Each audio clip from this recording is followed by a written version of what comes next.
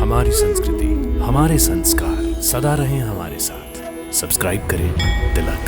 आपका प्रत्येक अपराध अक्षम्य है और उसके लिए एक ही दंड है, मृत्यु दंड।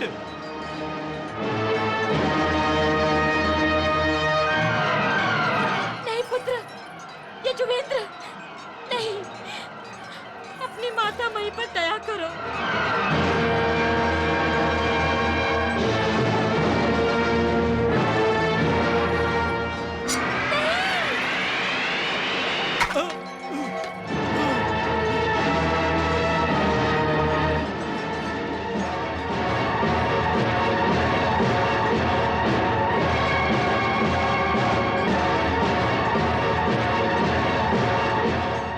महाराज समस्तीपुर, आज से आप समस्तीपुर के राजा नहीं, अयोध्या के बंदी हैं।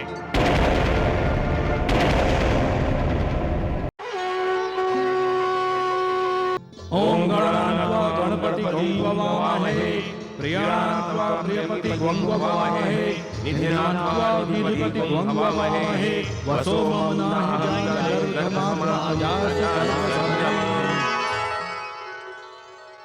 युवराज युवेंद्र, अश्व रक्षण का उत्तरदायित्व आपके भाइयों और आप पर है। यह अश्व महाराज सगर का प्रतिनिधि है, प्रतीक है। इसे उतना ही सम्मान मिलना चाहिए जितना महाराज सगर को मिलता है। इसका अपमान करने वाले के लिए कोई क्षमा नहीं। तुम्हारे वंश में पुरंजय और मानधाता ने संपूर्ण पृथ्वी पर अधिराज्य स्थापित करके प्रजा पालन किया था। इस अश्व के साथ साथ जाते हुए स्मरण रहे कि युद्ध से प्रेम श्रेष्ठ है और प्रेम से कर्तव्य। इस अश्व की रक्षा करना तुम्हारा कर्तव्य है। जहां तक हो सके अन्य राजाओं को प्रेम से जीतो, अन्यथा युद्ध करो। यह अश्व जहां जहां कदम रखेगा वो स्थान महाराज सगर का माना जाएगा। जो इस अश्व को रोकेगा उसे आपसे युद्ध करना होगा। जाओ और अश्व को लेकर लौट आओ।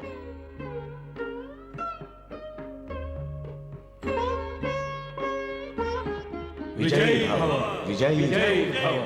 युवराज युवेंद्र की जय, युवराज युवेंद्र की जय, युवराज युवेंद्र की जय, युवराज युवेंद्र की जय, युवराज युवेंद्र की जय, युवराज युवेंद्र की जय, युवराज युवेंद्र की जय, युवराज युवेंद्र की जय, युवराज युवेंद्र की जय, युवराज युवेंद्र की जय, युवराज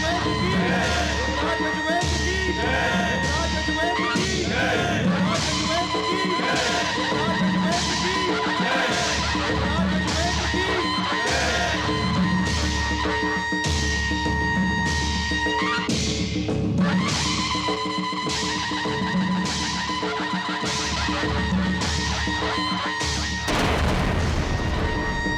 की जय।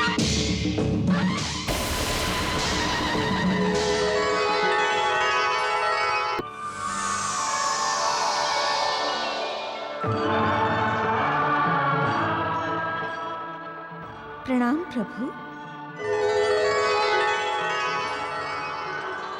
देवी, आपके पृथ्वीलोक पर अवतरण होने का दूसरा चरण संपन्न होने जा रहा है। अयोध्या नरेश के अश्वमेघ का अश्व संपूर्ण पृथ्वी को पादाक्रांत करते हुए आगे बढ़ रहा है।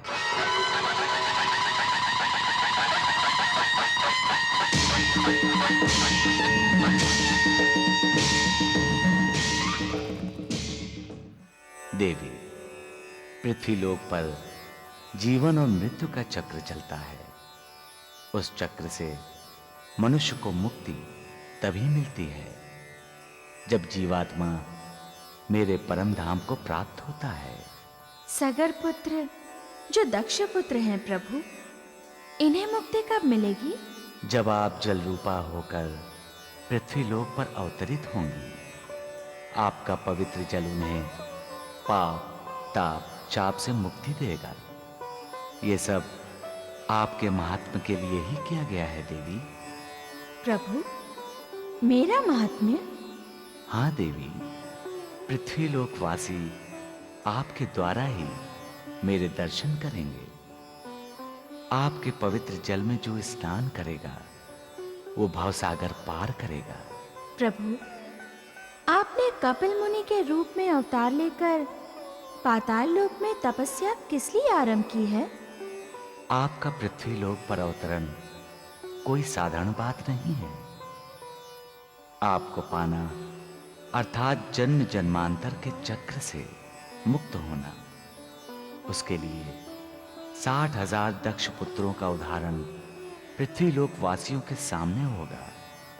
आपको पाने के लिए पृथ्वीलोकवासी तपस्या करेंगे। उस तपस्या से पृथ्वीलोक पवित्र होगा। उनका मनोबल और तपोबल बढ़ाने के लिए मैं कपिल मुनि के अवतार में रसातल में तपस्या कर रहा हूं।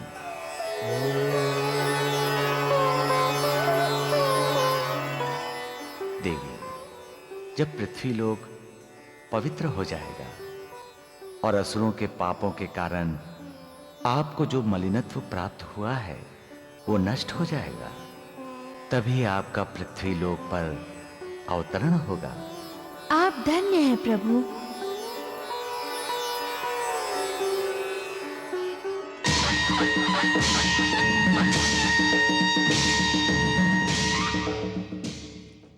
अश्वमेध यज्ञ।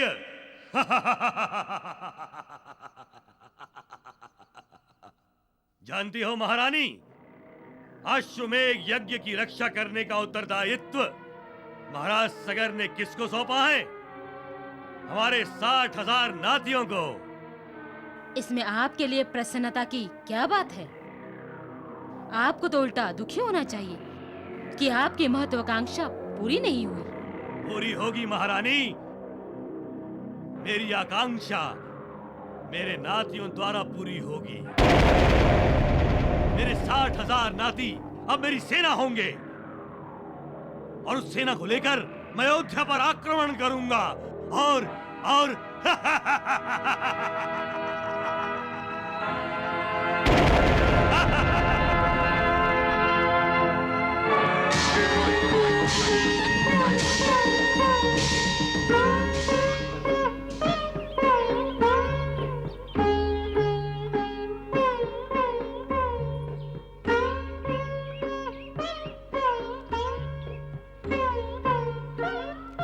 नारायण नारायण नारायण।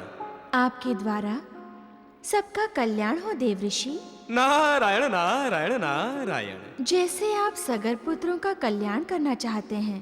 मैया, आप साक्षात विष्णुपति हैं। अखिल विश्व का कल्याण आप ही के द्वारा होने वाला है। बिना आपकी कृपा के किसी का कल्याण संभव नहीं है मैया। आप तो प्रभु के परम भक्त हैं देव ऋषि, इसलिए देवेंद्र के साथ मिलकर आप भी क्या कोई लीला रचाने के प्रयास में हैं? नहीं नहीं मैया, लीला तो प्रभु रचाते हैं। मैंने तो देवेंद्र की सहायता से समय के चक्र को थोड़ी गति देने का प्रयत्न किया है, बस। नारायण नारायण।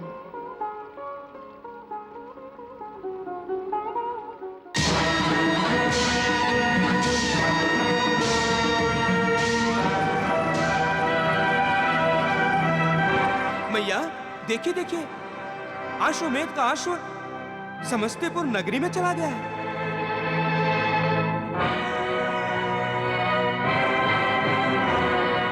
महाराज, वो रहा अश्वमेध का अश्व। जाओ उसे पकड़ो।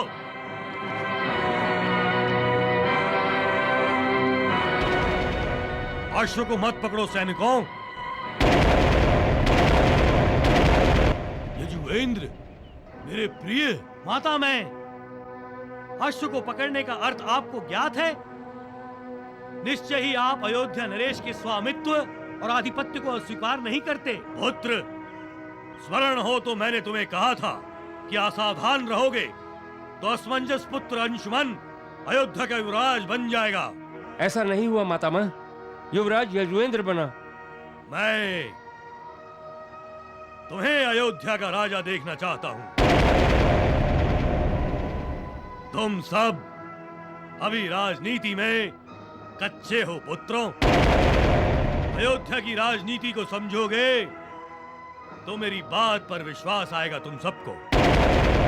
कुटिल असमंजस, कुटिलता से तुम सबको राज सिंहासन से दूर रखना चाहता है।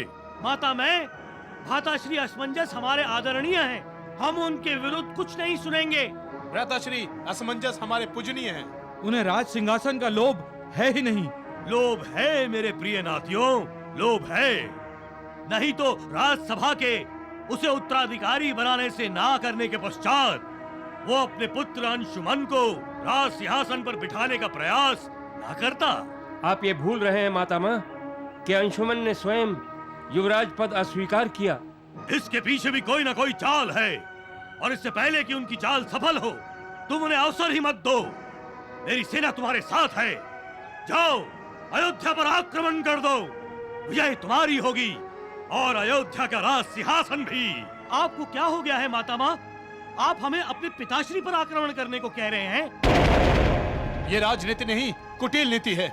ये तो विद्रोह होगा। नहीं माता माँ, हम आपकी तरह कुटिल नहीं हैं। हम विश्वासघात नहीं करेंगे। हाँ हाँ, हम आपका कहना नहीं मानेंगे। अश्वमेध के अश्व को छोड़ दीजिए आप।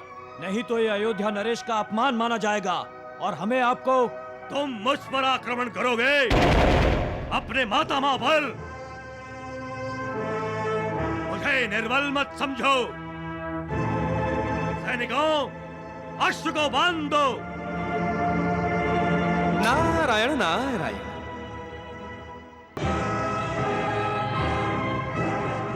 यदि अश्व चाहिए तो युद्ध कर लो। मैं भी देखता हूँ कि मेरे नाती कितने बलशाली हैं। माता माँ, हम आपको अपना बल दिखाना नहीं चाहते।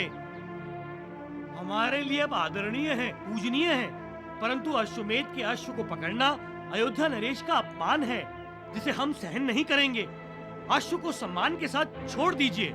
अब नहीं यजुवेंद्र, अब अश्व को छोड़ना हमारा अपमान होगा, और हम अपना अपमान कभी नहीं सहते। तो आप युद्ध चाहते हैं? इस अश्व के साथ साथ जाते हुए स्मरण रहे कि युद्ध से प्रेम श्रेष्ठ है और प्रेम से कर्तव्य। इस अश्व की रक्षा करना तुम्हारा कर्तव्य है। मैं आपको आखिरी बार कह रहा हूं माता मां, अब हम कुछ नहीं कहेंगे। जो भी कहेंगे हमारे बाण कहेंगे।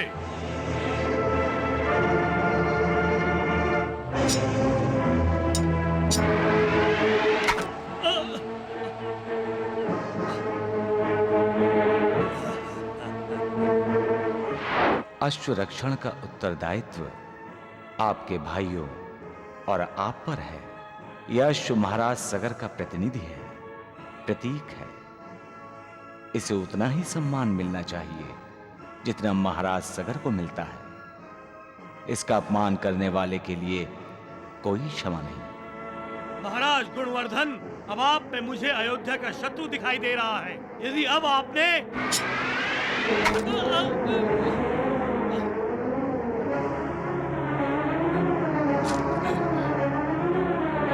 आक्रमण!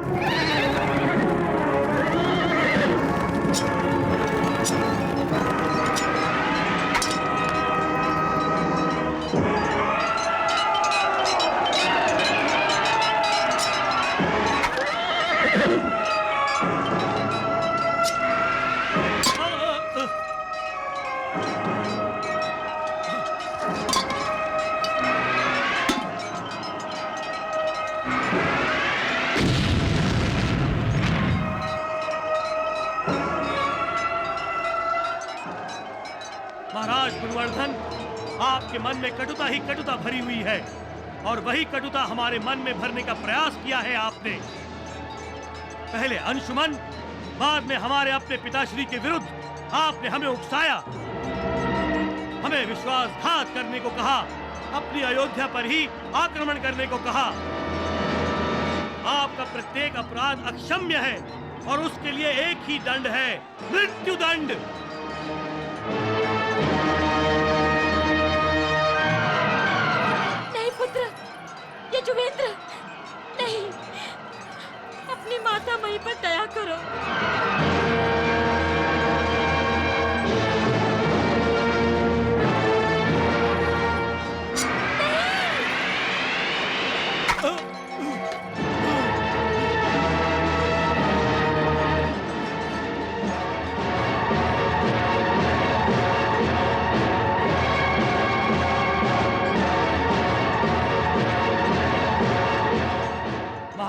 समस्तीपुर, आज से आप समस्तीपुर के राजा नहीं, अयोध्या के बंदी हैं।